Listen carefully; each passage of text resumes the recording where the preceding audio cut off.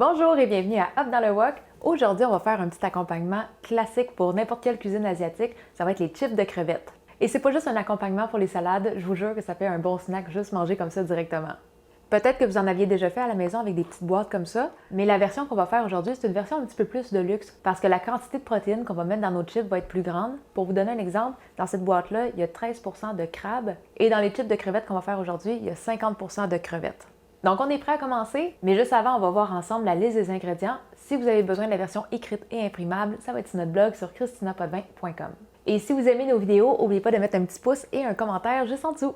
Aujourd'hui, on va faire une centaine de chips. C'est pas une énorme quantité, ça se mange assez rapidement. Mais pour ça, on va utiliser une demi-livre de crevettes décortiquées et déveinées. Et ça, calculez le poids une fois que vous allez avoir enlevé les carapaces. On va tout mettre ça dans un robot culinaire. Et juste une petite info rapide, une même variété de crevettes peut avoir des variations de couleur. Comme ici, j'ai deux fois des crevettes blanches, mais on voit que celles de droite sont vraiment plus jaunes. J'ai fait des chips de crevettes plus tôt cette semaine avec les jaunes et ça donne des chips qui sont beaucoup plus foncés. Sur le coup, j'ai comme fait le saut, mais je vous confirme que les chips ont le même goût et la même texture au final. À ça, on va rajouter une cuillère à thé de sel. Et nous, pour l'assaisonnement, on aime bien la version au poivre noir, donc on va utiliser une cuillère à thé de grains de poivre noir. Et on va juste grossièrement les écraser au mortier. Ça va faire des plus petits morceaux qui sont plus faciles à répandre un peu partout dans nos chips. On a déjà essayé de faire la recette avec du poivre déjà tout moulu, mais ça faisait tellement plein de petits picots noirs partout dans nos chips, ça faisait des chips grises. C'était juste moins beau, mais c'était aussi bon. Et juste pour aider à broyer tout ça, on va mettre 3 cuillères à table d'eau. Donc là, on va broyer ça pendant 1 à 2 minutes. On veut essayer de faire une purée lisse. Une fois de temps en temps, il va peut-être falloir ouvrir le couvercle pour venir gratter les côtés. Et une fois qu'on a obtenu une purée quand même assez lisse, on va commencer à incorporer de la fécule de tapioca. Au total, on va avoir 180 g qui est une tasse et demie. Mais moi, je vais en rajouter à peu près la moitié dans le robot. Ça va être plus facile à mélanger. Et je vais garder l'autre moitié pour pétrir à la main plus tard. Donc, on continue de broyer dans le robot jusqu'à temps qu'on ait une belle texture lisse et ça va être quand même assez collant. Et c'est là qu'on va rajouter la deuxième moitié de la fécule. On va venir le mélanger avec une cuillère ou une spatule jusqu'à temps que tout soit bien intégré. Vous pouvez y aller aussi à la main si c'est plus facile.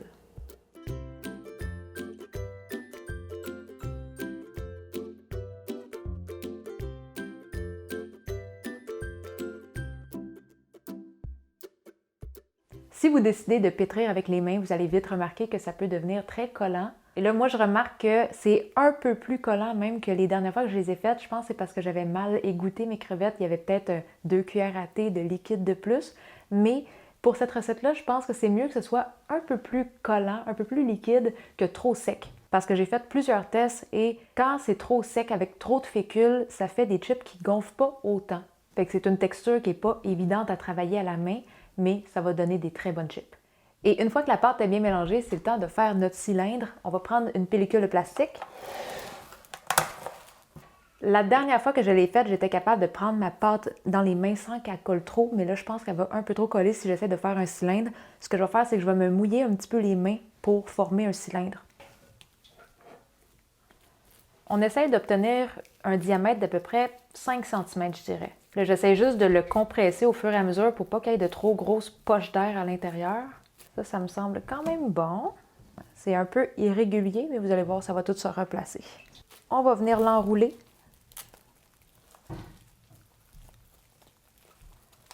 Et là, je prends les deux bouts ici et on va le rouler sur le comptoir.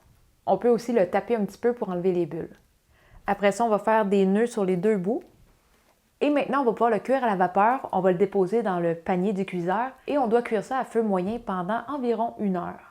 5 minutes avant la fin de la cuisson, moi, ce que je vais faire, c'est que je vais remplir un évier d'eau très froide. Et une fois que la cuisson va terminer, je pars avec le panier du cuiseur à vapeur et je vais carrément le mettre dans l'évier. On va laisser notre rouleau refroidir comme ça pendant 10 minutes. Et après ça, on le sort de l'eau, on le déballe et on va pouvoir le laisser sécher comme ça à l'air libre au réfrigérateur. Ça doit reposer 12 à 18 heures avant qu'on puisse le couper et faire les chips. Et moi, je le déballe pour le mettre au frigo juste parce que ça va faire une meilleure texture après l'avoir frit. Dans mes tests, j'avais essayé de le garder emballé et qu'est-ce que ça fait? Je pense qu'en gardant un petit peu d'humidité avec le contact de la pellicule de plastique, une fois qu'on va le frire, c'est comme s'il y avait un contour qui reste dur. Je pense qu'il y avait juste trop d'eau. Et en gardant le rouleau déballé, on dirait que ça sèche beaucoup plus uniformément et ça fait des chips aussi avec une texture plus uniforme. Et en temps normal, on va laisser ça reposer un 12 à 18 heures pour s'assurer que ça se raffermisse bien. Mais des fois, ça peut être un petit peu plus long. S'il y avait un petit peu plus d'humidité dans la pâte, ça se peut que ça prenne jusqu'à 24 heures. Mais dans le fond, vous allez le voir au moment de couper vos tranches. Si ça colle trop sur le couteau, vous pouvez le remettre au frigo pour quelques heures ou vous pourriez même le mettre une petite demi-heure au congélateur juste pour le raffermir un petit peu plus vite. Et à la deuxième journée, quand notre rouleau a assez reposé, on est prêt à le trancher. On essaie de faire des tranches de 1 mm d'épaisseur. Si vous faites des tranches qui sont trop épaisses, ça va être dur à bien déshydrater et ça va mal frire par après.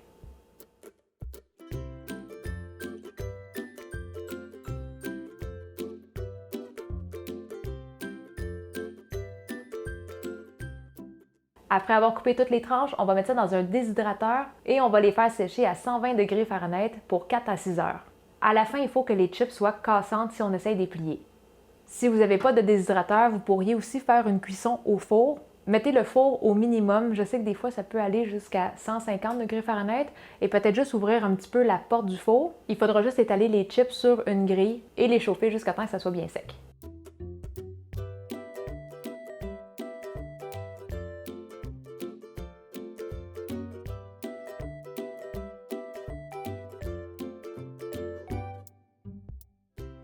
Une fois que les chips sont bien sèches, on va aller les frire.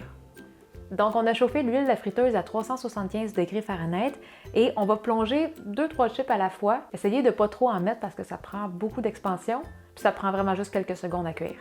Puis on essaye aussi de caler un petit peu pour être sûr que ça se déploie bien parce que si ça reste à l'extérieur de l'huile, ça va pas continuer de gonfler. Ça commence à dorer un petit peu, on va les sortir. Et on met ça sur un papier absorbant. On va juste les retourner aussi pour que l'huile tombe vers le bas, pour pas que ça reste comme dans la petite soucoupe. Et même si c'est tentant de les manger tout de suite, attendez quand même un petit peu. Premièrement, c'est trop chaud, mais au début, c'est pas super craquant, c'est un peu chewy. Il faut leur laisser quelques minutes avant que ça devienne vraiment craquant.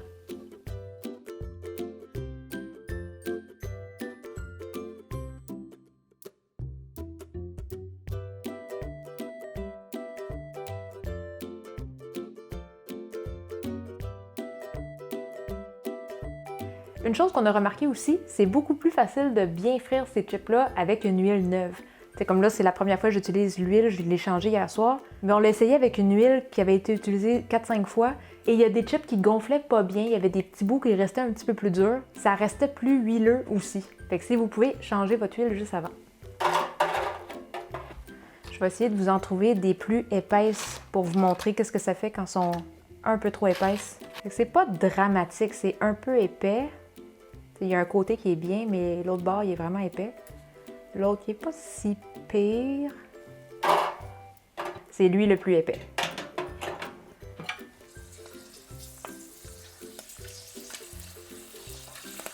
J'essaie de les caler en même temps. On dirait que ça se déploie moins. Mais quand même, ça fonctionne.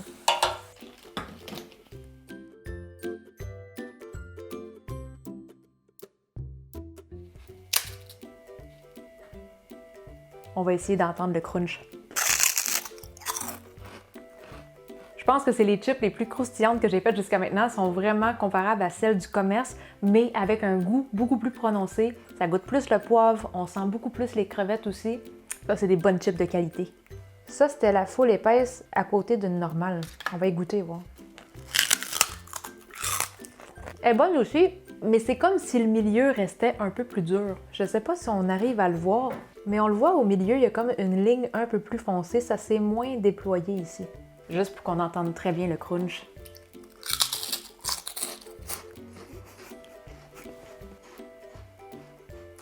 Magnifique. C'est qui fait les meilleurs chips? C'est toi. Beaucoup plus goûteuse. Vous savez aussi que ça contient la moitié de crevettes, donc beaucoup plus protéiné.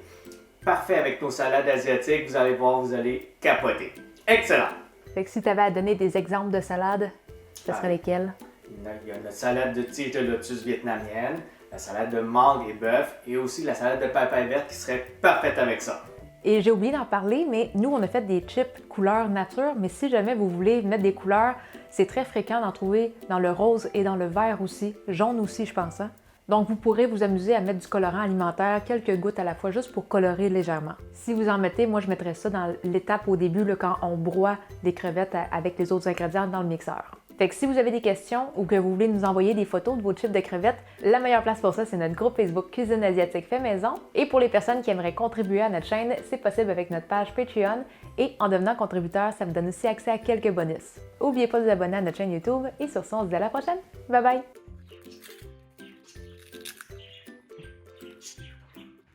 Sont-ils bonnes les chips?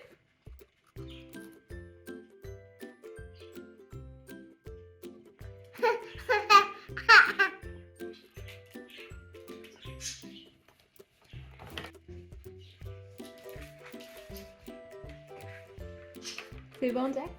C'est très bon?